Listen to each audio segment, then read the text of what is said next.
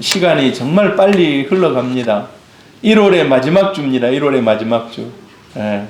그저께 새해를 맞이해서 우리가 참 특별 새벽 기도하고 했던 것 같은데 벌써 1월의 마지막 주가 되었습니다. 여러분의 시간은 잘 가고 있습니까? 네. 하나님과의 약속들, 하나님과의 결단들을 잘 여러분 지키는 그런 우리 성도님들 되기를 바랍니다. 신앙의 기초에 대해서 저희들이 계속해서 살피고 있습니다. 앞으로도 계속 좀 이어질 것 같습니다. 여러분, 신앙의 기초 우리가 뭐 했는지 기억나십니까? 첫 번째, 하나님에 대해서. 하나님은 누구신가? 그 다음에 사람은 누구인가? 그리고 구원자 예수는 누구? 그리 세 개의 우리 6주에 걸쳐서 했고, 자, 오늘은 다음 주까지 성령님에 대해서 배워보고자 합니다. 성령님은 누구인가? 교회에 오면 성령에 대해서 얘기를 많이 합니다. 성령 얘기 안 하는 사람 별로 없어요. 그리고 기도할 때도 성령 충만하게 해달라고 기도하고. 그런데 우리 이제 새가족들 이런 분들은 성령에 대해서 잘 모를 수가 있습니다.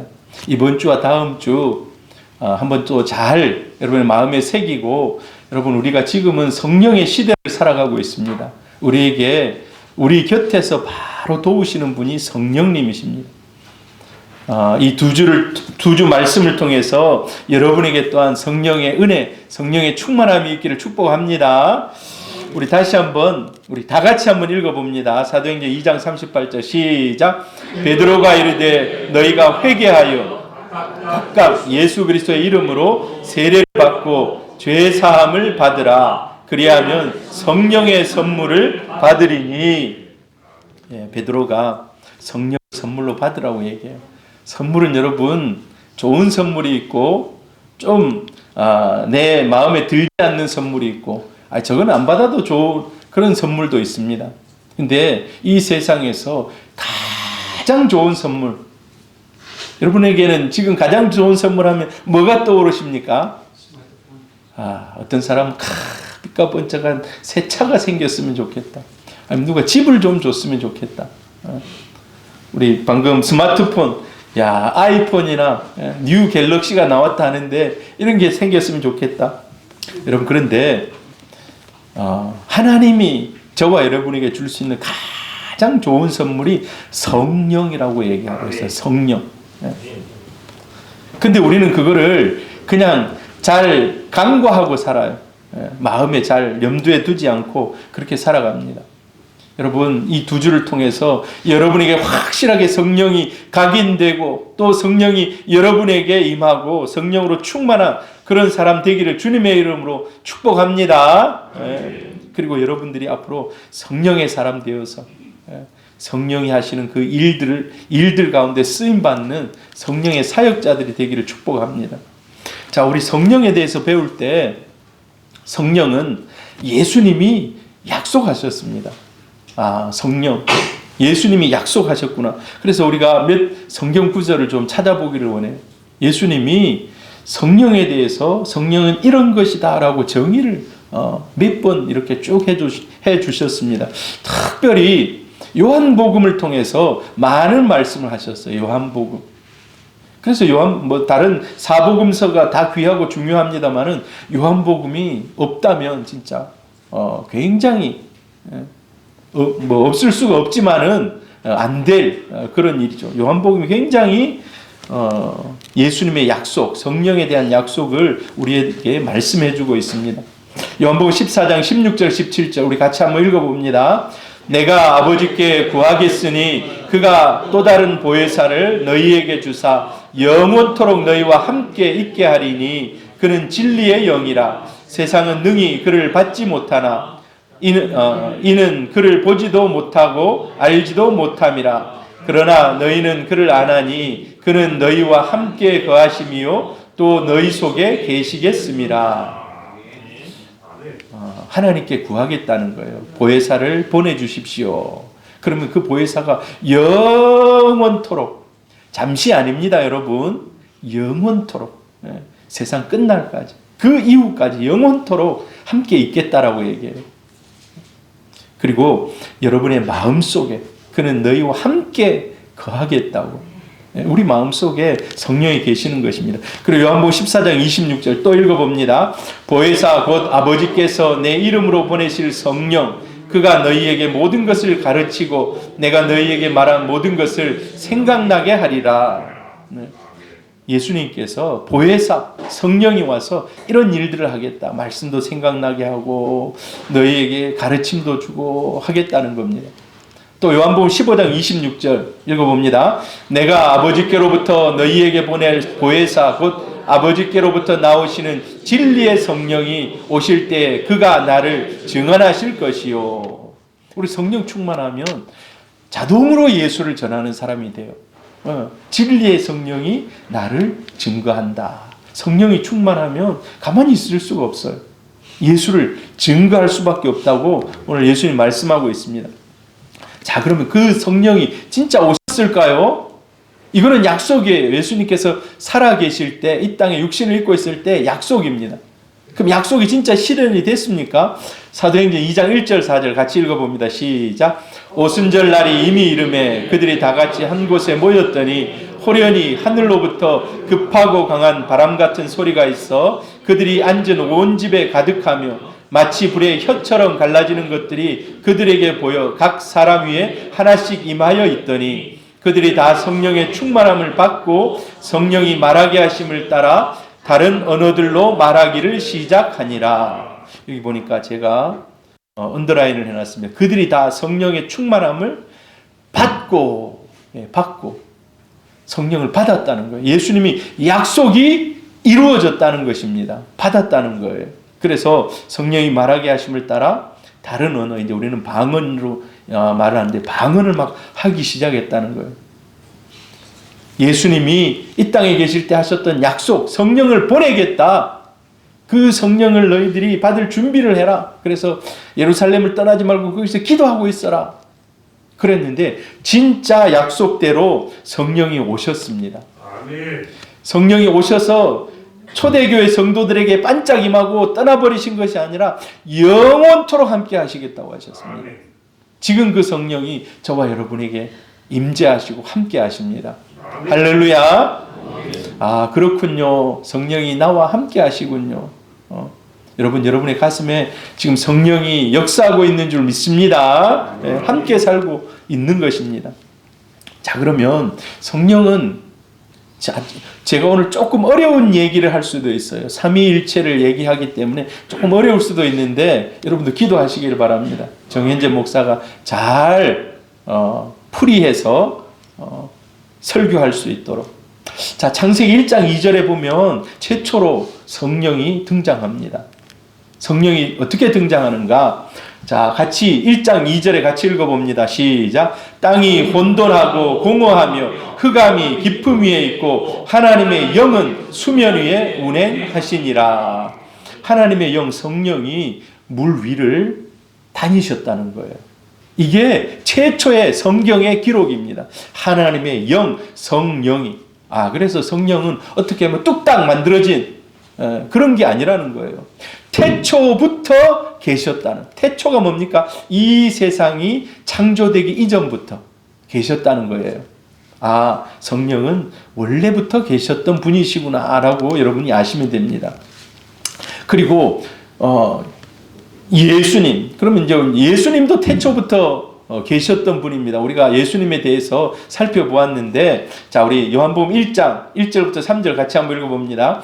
태초에 말씀이 계시니라. 이 말씀이 하나님과 함께 계셨으니 이 말씀은 곧 하나님이시니라. 그가 태초에 하나님과 함께 계셨고 만물이 그로 말미암아 지은 바 되었으니 지은 것이 하나도 그가 없이는 된 것이 없느니라. 여기 보니까 말씀, 이 말씀이 예수입니다. 예수, 그가 예수고 그로 예수고 그도 예수인데, 자, 그럼 한번 우리가 생각해 보세요. 태초, 세상이 지어지기 전에, 세상이 창조되기 전에 세 분이 같이 계셨다는 거예요. 세 분이. 자, 나중에 여러분 이제 오해하지 말고 설교를 다 들으시기를 바랍니다. 세 분. 그 세 분이 하나님이 계셨고 성부 하나님, 성령 하나님이 운행하셨고 무리를 운행하셨고 여기 보니까 태초에 만들어지기 전에 예수님이 함께 계셨다는 거예요. 예. 이게 이제 삼위일체인데 여러분 오늘 끝까지 잘 들으셔야 돼요. 잘 따라오시길 바랍니다. 자, 우리 성경 처음을 넘기면 제가 신대원 가서 눈물 흘렸던 글자들입니다. 이 글자를 읽는데 엄청 힘들어서 많이 눈물을 흘리고 울었어요. 예. 저게 제가 밑에다 적어놨어요. 베레시트 바라 엘로힘 엣 하샤마임 벳 하아레츠. 이래서 태초에 하나님이 천지를 창조하시니라. 이게 창세기 1장 1절인데 저기 제가 언더라인을 해놨죠. 엘로힘이에요. 엘로힘. 저 말을 엘로힘으로 읽습니다. 그런데 원래 하나님은 엘이에요. 엘. 하나님, 한 분 하나님을 얘기할 때는 엘이라고 불러요. 엘. 사무엘 할 때 엘이에요. 또 다니엘 할 때 엘입니다. 들으시는 하나님, 심판하시는 하나님이라는 엘. 근데 엘로힘은 뭔가? 엘로힘은 복수형이에요. 복수. 지금 우리가 한 명만 있는 게 아니잖아요. 내가 혼자 있으면 나라 얘기하지만 우리가 같이 있으면 뭐라고 얘기합니까? 우리라고 얘기하잖아요. 저 엘로힘에는 우리라는 표시가 있어요. 우리는 성경을 읽으면 창세기 1장 1절을 읽으면 태초에 하나님이 천지를 창조하시니라.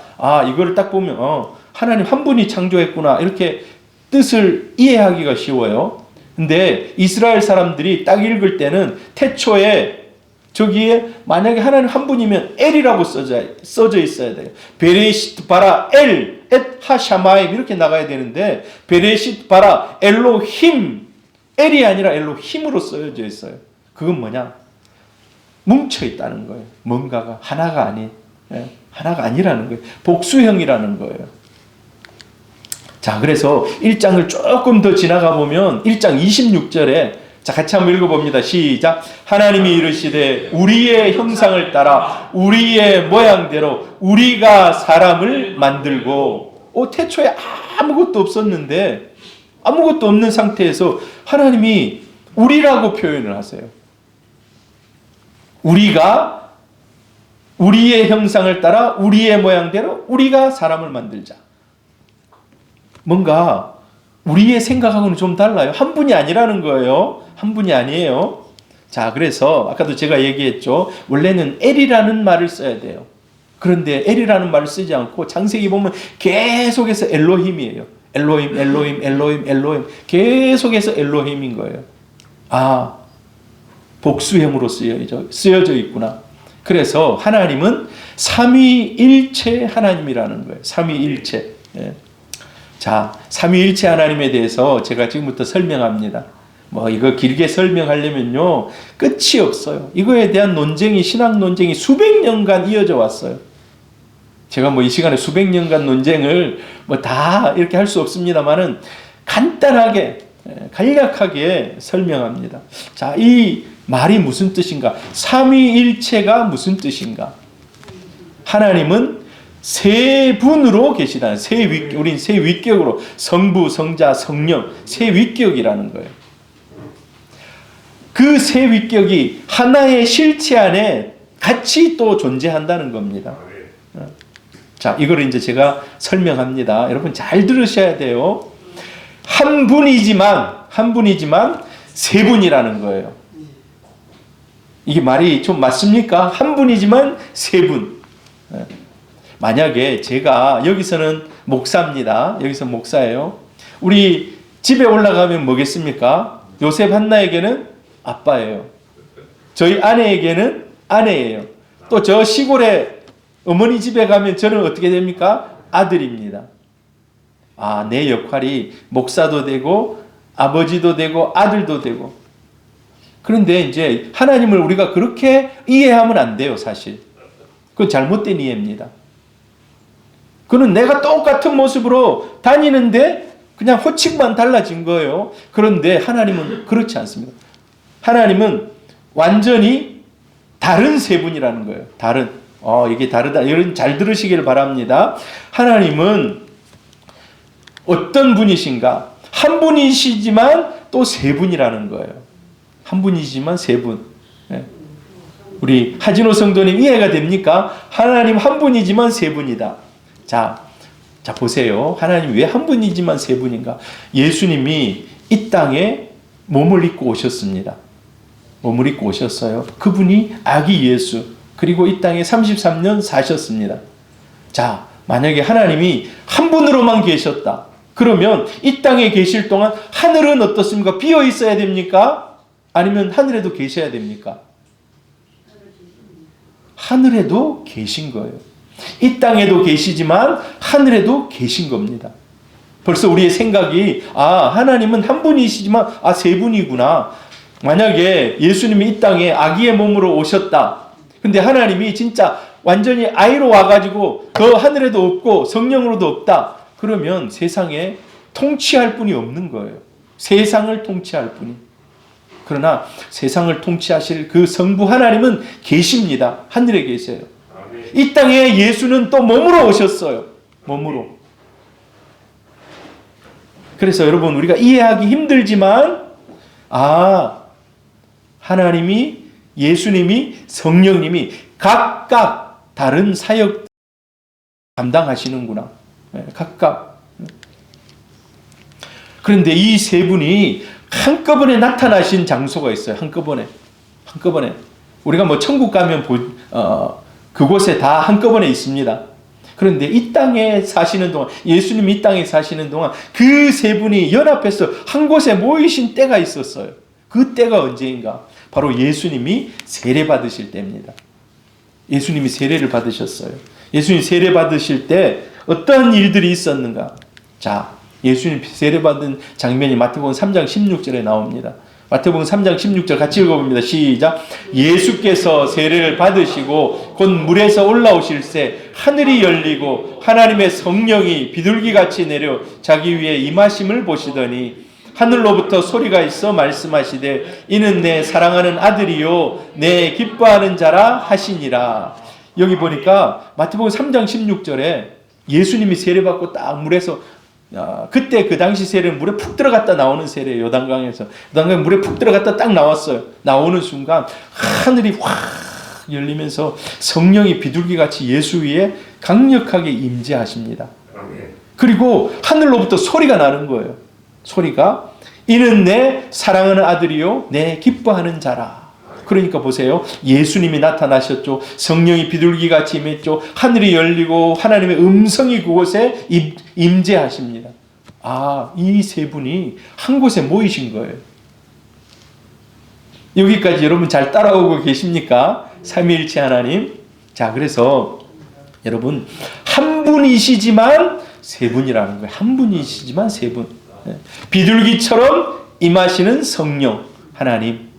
그리고 하늘에서 말씀하시는 성부 하나님, 또 육신의 옷을 입고 세례 받으시고 일어서시는 성자 하나님.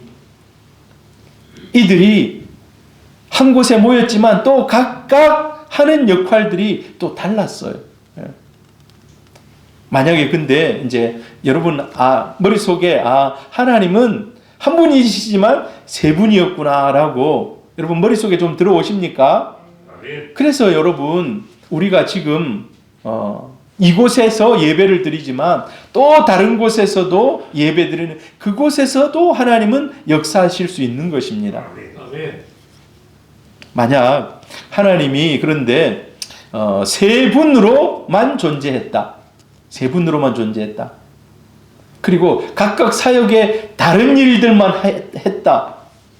그러면 여러분 하나님은 이제 우리 생각 속에 또 무엇을 깨야 되는가? 하나님은 세 신인가? 삼신인가? 하나님은 삼신인가? 여러분 이제 그러면 이제 화진호 성도님 같이 교회 이제 오시기 시작하신 분들은 하나님은 세 분이면 삼신이네 이런 생각을 할 수 있습니다. 그러나 그게 아니다는 것을 또 제가 얘기해 드립니다. 하나님은 세 신일 수가 없습니다. 아무 연관 없이 막 따로따로 세 신이 일하시는 그런 분이 아니라는 것입니다. 에베소서 4장 6절 같이 읽어봅니다. 시작. 몸이 하나요 성령도 한 분이시니 이와 같이 너희가 부르심의 한 소망 안에서 부르심을 받았느니라. 주도 한 분이시요 믿음도 하나요 세례도 하나요 하나님도 한 분이시니 곧 만유의 아버지시라. 만유 위에 계시고 만유를 통일하시고 만유 가운데 계시도다. 분명히 하나님이 아까 세 분처럼 말씀하셨는데 아니라는 거예요. 또 하나님은 주도 한 분, 하나님도 한 분이라는 거예요. 이게 삼위일체입니다. 세 분이시지만 한 분. 자, 이걸 제가 이제 얘기해 드립니다. 성부 하나님은 창조의 사역을 했습니다. 태초에. 그리고 성자 예수님은 이 땅에 오셔서 구원 사역을 합니다. 성령 하나님은 마음을 감동해서 이곳에 여러분을 이끌어 오십니다. 여러분, 오늘 성령께서 우리의 마음을 감동하셔서 이곳에 왔습니다. 뭐 누구를 따라서 오든 어쩔 수 없이 오든 간에 어떤 우여곡절이 있든지 간에 성령께서 여러분을 인도해서 이곳에 와서 앉아 예배를 드리고 있습니다. 자, 그런데 이 세 분은 따로 일하시는 것이 아니라 완벽하게 일치와 조화를 이루어 간다는 것입니다. 완벽하게 일치가 되어 있습니다. 그런데 사실 이것은 우리가 어떻게 내가 이것을 정확하게 논리적으로 풀어야 되겠다. 사실 논리로 풀 수 없는 겁니다. 논리로 풀 수가 없어요. 우리는 사람들이 걸어서 갑니다. 사람이 걸어 다녀요.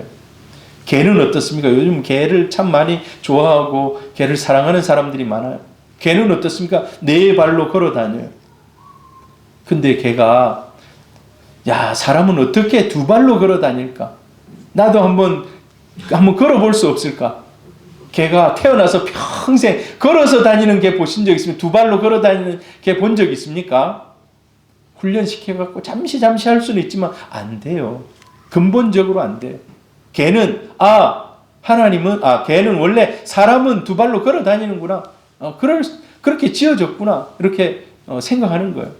여러분, 세 분이시지만 하나로 우리 인간의 이성을 뛰어넘는 것입니다. 왜 그럴 수 있는가? 그분이 바로 하나님이시기 때문에 그렇다는 거예요. 이거를 근데 사람들이 막 계속해서 논리적으로 해설하고 풀고 하다가 잘못하면 이걸 완전히 잘못 풀 수가 있어요. 이거는 논리의 대상이 아닙니다. 믿음의 대상이에요. 믿음의 대상. 우리가 알지 못하는 어떤 그 다른 하나님의 영역인 거예요. 하나님의 영역. 터툴리안이라는 사람이 초대교회 때 이 삼위일체를 열심히 풀어보려고 했어요. 막 성경을 섭렵하고 막 성경의 대학자예요. 이 사람이 풀어보려고. 그래서 이렇게 설명을 했어요. 근데 이것도 불완전합니다. 왜 불완전한지 여러분 한번 보세요. 여러분, 우리가 태양이 떠 있습니다. 태양이. 저 하늘에 태양이 떠 있어요. 이제 더 태양을 보면 여러분 어떤 생각이 듭니까? 여러분, 태양을 함부로 보면 안 돼요. 실명합니다. 잘못하면. 태양이 너무 강력한 빛을 발하기 때문에 계속 보고 있으면 실명해요. 특히 돋보기 안경 쓰고 보면 큰일 납니다. 선글라스는 좀 괜찮을는지 모르겠는데, 자, 저 태양을 보면 태양이라는 실체가 있어요. 태양이라는 실체. 저 태양이라는 실체가 있습니다. 근데 태양이라는 실체만 있습니까? 빛이 오잖아요. 빛이. 태양에 빛이 옵니다. 빛이. 그리고 또 태양은 빛이 오면서 열을 전달해줘요. 열을. 태양이 열을. 우리 지구의 온도가 평균 15도예요. 15도. 1년 평균 전체 태양 온도가 15도. 만약 여기서 1도만 올라가면 지구의 생태계가 파괴됩니다. 2도, 3도 올라간다. 지구 멸망이에요. 모든 생물들이 다 죽어나가고 완전히 지구의 모든 운영 체계가 끝나요. 근데 일정하게 계속해서 열기가 전달돼요. 열기가 전달돼요. 야, 그래서 터툴리안이 맞다. 하나님을 설명하는데 요게 딱 맞다라고 자기가 얘기하고 사람들에게 설명했어요. 태양은요, 사실 어디나 가든 떠 있고 보이잖아요. 근데 이것도 잘못됐어. 왜? 지금 저 지구 반대편은 지금 태양이 보입니까? 안 보입니까? 안 보여요. 근데 하나님은 언제나 늘 있는 분이거든요. 없을 때가 없어요. 늘 계신 분인 거예요. 그래서 정말 뛰어난 사람도 이걸 설명하려고 하면 힘들어져요. 이거는 우리의 믿음의 영역이고 우리가 규정할 수 없는 다른 영역인 거예요. 다른 영역. 이 삼위일체. 사람들이 신에 대한 인식이 여러 가지가 있습니다. 신을 어떻게 인식하는가. 다신관. 여러분 다신관이라고 들어보셨습니까? 어디에나 신이 있다는 거예요. 어디에나 신이 있다는 거예요. 근데 이 신이 자기 영역이 있다는 거예요. 영역. 산의 뒷산에 가면 뒷산을 다스리는 산신이 있고, 바다에 가면 용왕신이 있고, 이 사람들의 생각 속에 만들어낸 신의 부분이 여러 가지가 각각 있는 거예요. 그래서 바다에 나갈 때는 바다의 신에게 빌고, 또 아무튼 그런 신들이 있어요. 그리고 또 오래 산 그런 영물, 사람이 영물이라고 얘기해가지고 저기는 신이 있다. 이렇게 얘기해. 그게 다 신관이에요. 근데 이 신은 활동 영역이 제한이 되어 있어요. 활동 영역이. 그리고 그 범위를 벗어나면 또 다른 신을 또 섬겨야 돼요. 일본 같은 데 있잖아요. 일본 신이 엄청 많습니다. 인도에 가도 신이 많아요. 요 동네 다스리는 신이 있고, 여기 또 관할하는 신이 있고. 그게 다신관이에요. 일신관이 있어요. 일신. 일신은요, 뭐냐면, 그 나라, 그 민족을 다스리는 신을 자기들이 정해서 믿는 겁니다. 블레셋은 무슨 신을 믿을까요? 다곤이라는 신을 믿습니다. 다곤. 그리고 가나안 땅에 사는 백성들이 무슨 신을 믿습니까? 바알과 아세라를. 우리나라 전체를 다스리는 신은 이런 신이다. 그래서 전쟁하러 나갈 때 어떻게 합니까? 그 신을 앞장 세워서 막 나가는 거예요. 그 신을 앞장서. 이게 일신관이에요. 하나의 신이 한 민족을 다스린다. 근데 유일신은 뭔가? 유일신은요, 온 세상의 모든 것을 다스리는 분은 한 분밖에 없다는 거예요. 바다를 다스리는 신, 산을 다스리는 신, 이게 따로따로 정해져 있는 것이 아니고, 민족을 다스리는 신, 이런 게 정해져 있는 것이 아니고, 모든 영역, 모든 범위를 다스리는 신은 단 한 분밖에 없다. 그분이 하나님이다. 이게 유일신이에요. 유일신. 저와 여러분이 믿는 게 바로 이 유일신. 그분이 바로 우리 하나님이신 줄로 믿습니다. 그러면 삼위일체 하나님 중에서 우리는 어느 하나님이 좀 더 높고, 어느 하나님은 좀 더 낮고, 세 위격 중에서 어느 분은 더 전능하고 좀 덜하고 이런 게 있을까요? 그렇지 않다는 거예요. 동일하다는 거예요. 동일하다는 거예요. 혹시 내가 하나님의 이름을 부르고 기도하면 하나님이 더 크게 나에게 능력 주시고 역사하시고, 예수님의 이름을 부르면 조금 더 약하고 성령님의 이름을 부르면 다를까? 그렇지 않다는 거예요. 우리가 믿는 하나님은 유일신이기 때문에 여러분 어느 걸 불러도 상관없습니다. 하나님 앞에 기도할 때 하나님을 부르고 기도하든 예수를 부르고 기도하든 성령을 부르고 기도하든 동일하다는 것입니다. 할렐루야. 어느 호칭에 대해서도 여러분 걱정할 필요가 없습니다. 하나님 그분 다 알고 계시고 누구를 부르든지 하나님 찾아오십니다. 자, 그러면 여러분 삼위일체 사실 제가 이게 완벽하게 설명을 못해요. 완벽하게 할 수가 없어요.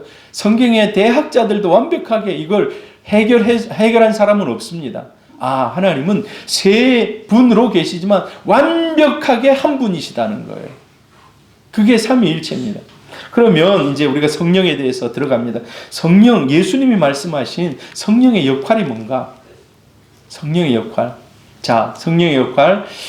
요한복음 14장 16절 다시 한번 같이 읽어봅니다. 시작. 내가 아버지께 구하겠으니 그가 또 다른 보혜사를 너희에게 주사 영원토록 너희와 함께 있게 하리니. 예수님이 성령을 호칭을 하나 붙여줘요. 성령의 별칭 같은 거, 별명, 성령의 이름을 하나 붙여줍니다. 그게 뭔가? 보혜사라는 말이에요. 이 보혜사란 말 어려운 말이에요. 한문으로 만들었기 때문에 어려운 말. 영어로 헬퍼입니다. 우리나라 말로 도우미입니다. 도우미. 여러분 요양병원에 가면 어르신들이 식사를 혼자 못 하시는 분들이 있어요. 누가 와서 식사를 먹여줍니까? 도우미가 와가지고, 요양보호사 와가지고 식사를 또 먹여줘요. 그리고 잘 못 걸어 다니면 어떻게 합니까? 휠체어에 태워가지고 밀고 다녀요. 이 도우미. 그런데 예수님께서 파라클레이토스라는 이런 단어인데, 뭡니까? 성령을 호칭할 때 성령이 도움이다라는 거예요. 도움이. 보혜사, 위로자, 돕는 자. 이제 우리가 생각 속에 성령하면 막 힘있고 파워있고 막 이렇게 생각할 수 있는데, 사실 그게 아니고 성령은 인격자라는 거예요. 인격자. 여러분, 제가 여러분하고 만날 때 1대1로 인격으로 만나는 겁니다. 예. 차는 달라요. 차는 파워, 저 힘이, 뭡니까? 마력이 세면 그냥 파워 팍 해가지고 막 200km, 300km까지 내는, 이거는 인격이 아니에요. 근데 사람은 인격입니다. 성령 하나님도 인격이라는 거예요. 그래서 인격은요, 만나면 만날수록 친해집니다. 인격은 만나면 만날수록 친해지고, 만나면 만날수록 가까워지고, 만나면 만날수록 그 사람의 사정을, 환경을, 그 사람의 형편을 가까이 더 알게 돼요. 성령이 그렇다는 거예요. 성령이. 그러면 여기서 하나 생각해 볼 거. 누가 성령 충만한 사람인가? 어떤 사람이 성령 충만한 사람인가? 예수님께서 분명 성령은 도움, 헬퍼라고 얘기했어요. 근데 성령이 나와의 인격 만남을 통해서 내가 성령의 은혜를 받아서 더 성령을 닮아가는 사람이 성령이 충만한 사람입니다. 그러면 진짜 성령 충만한 사람이 누군가? 자, 기도는 좀 서툴게 해도 돼요. 말이 언변이 어눌해도 돼요.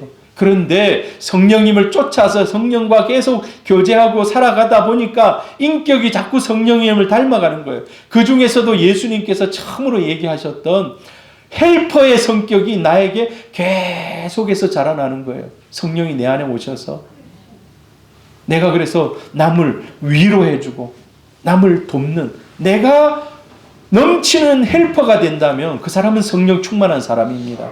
왜? 주님을 계속해서 인격적으로 만나고 그 주님을 닮아가고 그 주님이 내 안에서 역사하시는 모습이 헬퍼로 나타나기 때문에. 그래서 여러분, 성령 충만함이 어느 잣대로 잴 수가 없지만 그 사람이 정말 다른 사람을 위로하고 도와주고 정말 보기만 해도 마음이 막 아리는 이런 마음, 그 사람은 성령 충만한 사람이라고 볼 수가 있습니다. 그리고 두 번째로 요한복음 14장 17절 같이 읽어봅니다. 그는 진리의 영이라 세상은 능히 그를 받지 못하나니 이는 그를 보지도 못하고 알지도 못함이라. 그러나 너희는 그를 아나니 그가 너희와 함께 거하심이요 또 너희 속에 계시겠음이라. 예수님께서 말씀하신 것 중에 진리의 영이다라고 얘기해요. 진리의 영. 성령은 진리의 영. 그래서 진리로 우리를 인도해 가시는 거예요.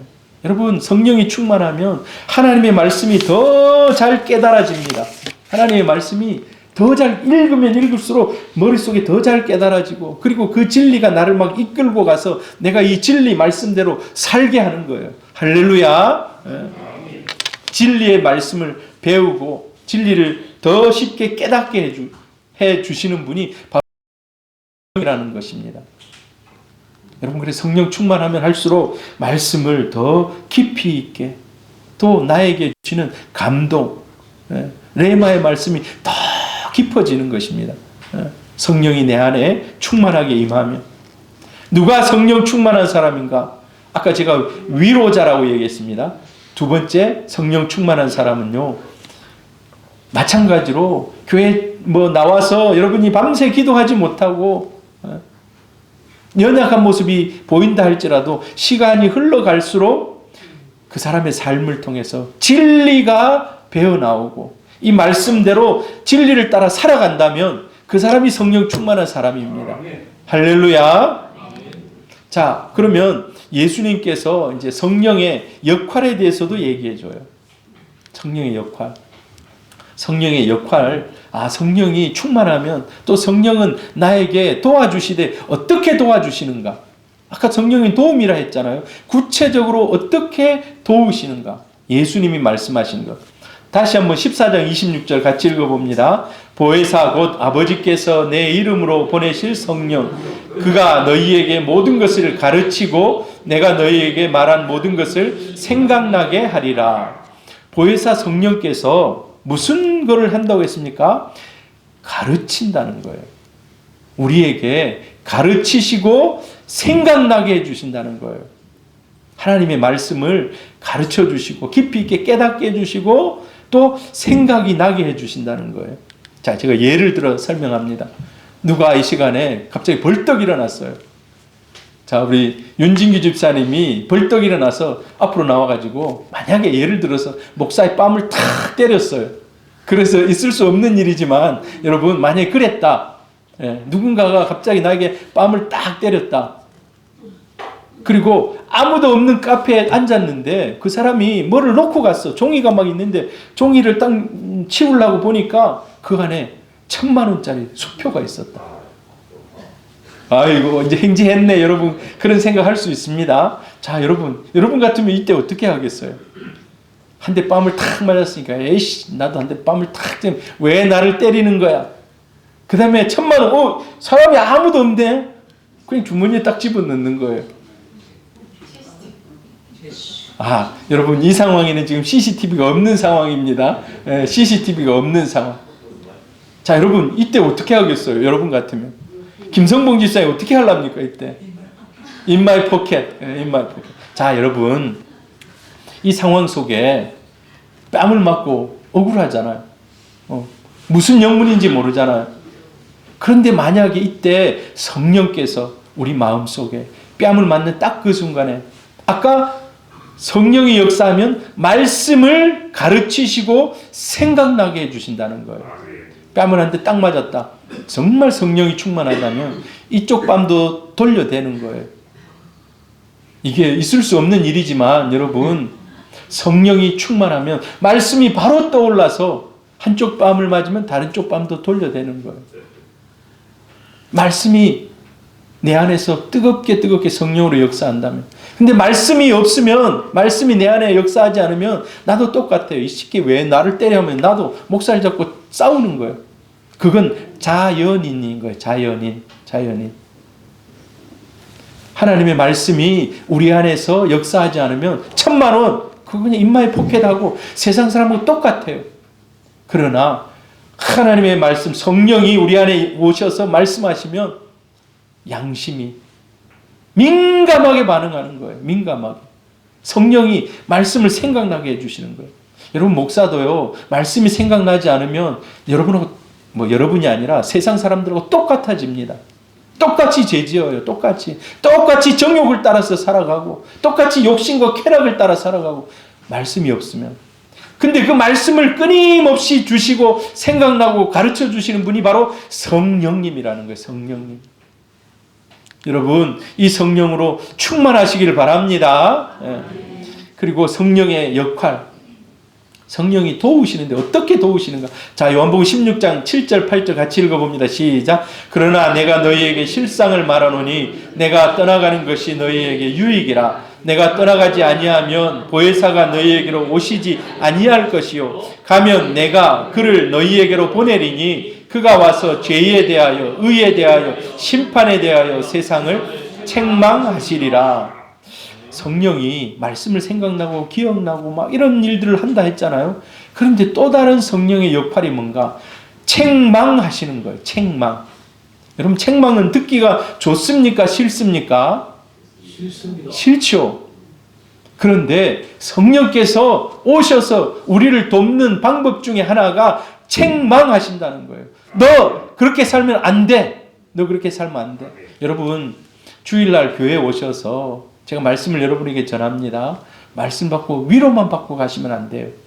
위로도 받지만 하나님이 성령이 내 마음을 비틀어서 나의 잘못된 부분이 있으면 꾸짖어 주시는 거예요. 책망하시는 거예요. 성령이 그 역할이 그거라는 거예요. 내 마음을 꾸짖고 책망해 주시는 거예요. 우리 목사님은 왜 나를 막 치는 설교만 하는가? 여러분 그렇게 생각하시면 안 돼요. 성령이 역사하시면 내 잘못된 부분을 고치라고 도와주는데 그 도와주는 방법이 책망하심으로 고쳐가게 하신다는 겁니다. 여러분, 양심이 찔림을 받을 때 감사하시기를 바랍니다. 양심이 찔릴 때 감사하세요. 아, 성령께서 나에게 지금 말씀하고 있고 내 양심에 지금 울림을 주고 있구나. 여러분, 그래서 언제나 여러분이 찔림받는 양심이 되시기를 바라요. 우리가 이 땅 살아가면서 죄 짓지 않고 살아가는 사람 한 사람도 없습니다. 근데 성령이 올 때마다 나를 책망해 주시는 거예요. 너 그렇게 살면 안 된다. 이제 화인 맞은 양심이라는 표현이 있어요. 화인 맞은 양심. 내가 그냥 성령의 귀를 딱 닫은 거예요. 아무리 성령님 말씀해 보세요. 나는 그거 듣지 않습니다. 난 내 길 갑니다. 그 사람은 멸망으로 가는 겁니다, 이제. 그러나 책망을 받고 고치는 사람은 다시 은혜가 회복이 되는 거예요. 닫혔던 문이 열리는 겁니다. 하나님의 은혜와 축복의 문이. 여러분, 그래서 양심이 언제나 싱싱하게 살아있는 성도 되기를 바랍니다. 책망하시는 성령님 감사하시기를 바라요. 그리고 마지막으로 성령이 16장 13절 같이 한번 읽어봅니다. 그러나 진리의 성령이 오시면 그가 너희를 모든 진리 가운데로 인도하시리니 그가 스스로 말하지 않고 오직 들은 것을 말하며 장래 일을 너희에게 알리시리라. 여러분, 만약에 성령이 우리에게 책망만 하신다면 날마다 주눅들 수밖에 없습니다. 여러분, 아버지의 역할이 뭡니까? 책망해야 돼요. 잘못하면. 책망이 빠지면 안 됩니다. 교회도 권징이 필요해요. 그러나 권징에서 끝나면 안 돼요. 책망하고 돌이키면 그 사람을 축복해야 돼요. 그 사람의 길을 잘 갈 수 있도록 도와야 돼요. 바로 성령께서 그 일을 하신다는 거예요. 네가 돌이켰냐? 책망했는데 돌아섰느냐? 그러면 하나님께서 우리를 진리 가운데로 인도하시고 갈 길들을 보여주신다는 거예요. 할렐루야. 그 역할을 성령께서 하신다는 겁니다. 죄인이었던 우리를 책망해서 그치지 않고, 그리고 아버지들도 책망만 하면 아이들의 자존감, 창의성 이런 게 다 제로가 돼버립니다. 1을 책망한다면 10을 칭찬해야 돼요. 한번 책망, 뭐 하나 한번 책망하시되 나중에는 10번 축복해 줘야 돼요. 그래서 이 아이가 자존감이 높아지고 창의력이 높아지고 자기가 뭔가 이룬 것에 대해서 보상을 받는, 그래서 그 다음 더 잘하는 거예요. 근데 성령도 그렇다는 거예요. 성령이 우리 속에 맨날 이렇게만 하는 건 아니에요. 책망만 하는 것은 아닙니다. 성령이 우리 안에 잘한다고 하나님이 인도해 주시고, 여러분도 그래서 하나님이 양심을 흔들어 깨울 때 빨리 돌이켜야 돼요. 그 하나님 기뻐하시고 반드시 좋은 길로 우리를 인도하십니다. 할렐루야. 여러분, 그래서 오늘 이제 성령 전편을 우리들이 잠시 살폈습니다. 이 성령과 여러분 동행하는, 지금도 성령은 우리 가운데, 정말 우리 가운데 가득 채우시며 우리를 이끌고 가시는 줄 믿습니다. 그 성령으로 충만하고, 다음 주에도 이 성령의 이제 역할들, 성령이 우리에게 어떻게 사역하고 있는지, 더 넓은 성령의 역사들을 좀 배우는 그런 시간이 되도록 하겠습니다. 여러분, 성령이 대충 오늘 살짝 감이 좀 잡힌다. 성령이 하는 일들, 그 정도만 해도 성공한 겁니다. 이 시간 한번 반주해 주시고 이렇게 여러분 기도해 주십시오. 여러분 기도하십시오. 성령님, 나와 함께 해 주십시오. 내가 그 성령을 마음에 가슴에 새기며 살아가게 해 주십시오. 그리고 성령님, 나를 책망해 주십시오. 내가 잘못된 것 깨닫게 해 주십시오. 그거 돌이키고 새 사람 되게 해 주시고 성령으로 더 충만해서 하나님의 영으로 인도함 받는 그 길을 걸어가는 하나님의 사람이 되게 해 주십시오.